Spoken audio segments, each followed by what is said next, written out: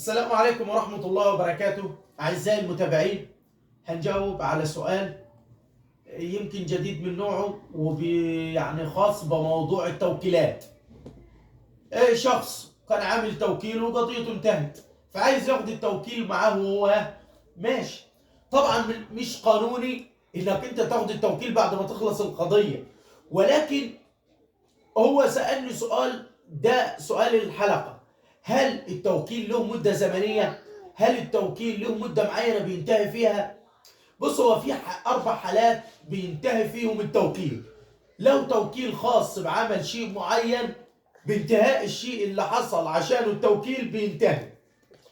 ولو توكيل خاص مثلا زي توكيل خاص مثلا بعمل قضية صحة توقيع، بعد ما تخلص صحة التوقيع التوكيل انتهى.